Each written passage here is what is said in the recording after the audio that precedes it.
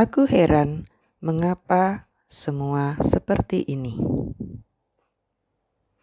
Sewaktu di SMA, Pak Rudi, guru bahasa Inggrisku, memberikan pada setiap siswa suatu daftar gagasan atau pernyataan yang ditulis siswa lainnya.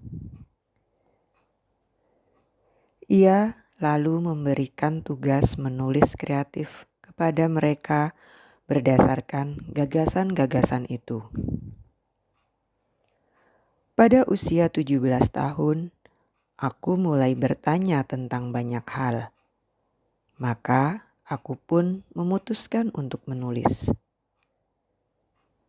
Saya heran mengapa semuanya seperti adanya sekarang. Malam itu, aku menulis dalam bentuk sebuah cerita. Semua pertanyaan yang membingungkan diriku tentang kehidupan. Aku sadar banyak hal sulit dijawab dan berharap orang lain mampu menjawabnya.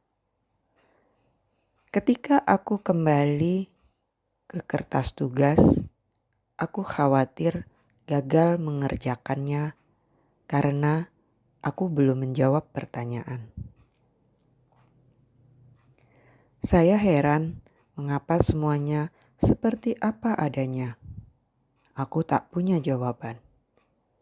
Aku hanya memiliki daftar pertanyaan.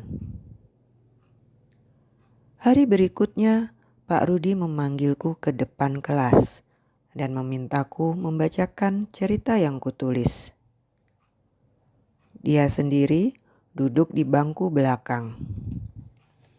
Seluruh kelas menjadi tenang ketika aku mulai membacakan ceritaku. Ibu, ayah, mengapa? Ibu, mengapa mawar berwarna merah, sedangkan rumput berwarna hijau dan langit berwarna biru? Mengapa seekor laba-laba memiliki sarang seperti jaring dan bukan rumah? Ayah, mengapa saya tak dapat bermain dengan kotak peralatanmu? Guru, mengapa saya harus membaca? Ibu, mengapa saya tak boleh memakai lipstik saat pergi ke sekolah? Ayah, mengapa saya tak boleh bergadang di luar rumah sampai larut malam? Anak-anak lain boleh. Ibu, mengapa kamu membenci saya? Ayah, mengapa anak-anak lelaki tidak menyukai saya? Mengapa saya begitu kurus kerempeng? Mengapa saya harus memakai pengikat gigi dan memakai kacamata? Mengapa saya harus berumur 16?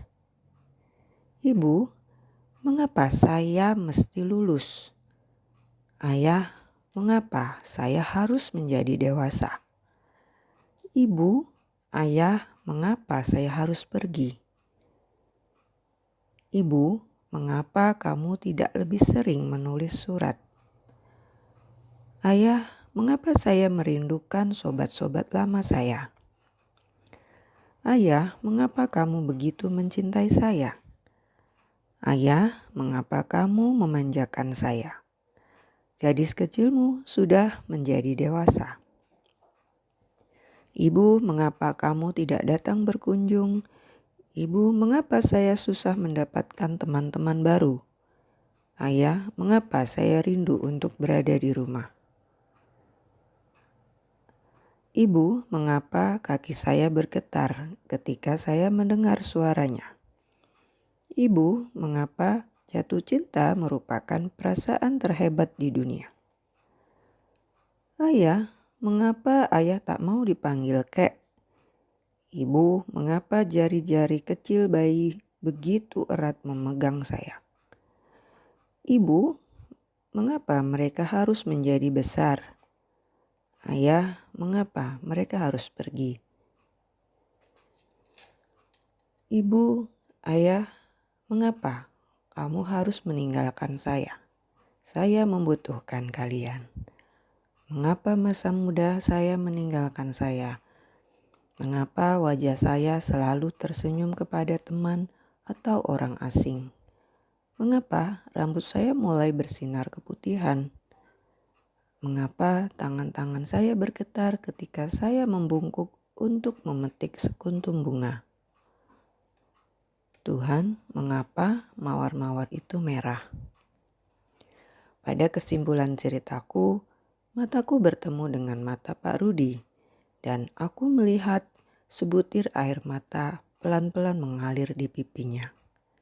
Saat itulah aku sadar bahwa hidup ini tidak selalu didasarkan pada jawaban-jawaban yang kita terima, tetapi juga pada pertanyaan-pertanyaan yang kita ajukan.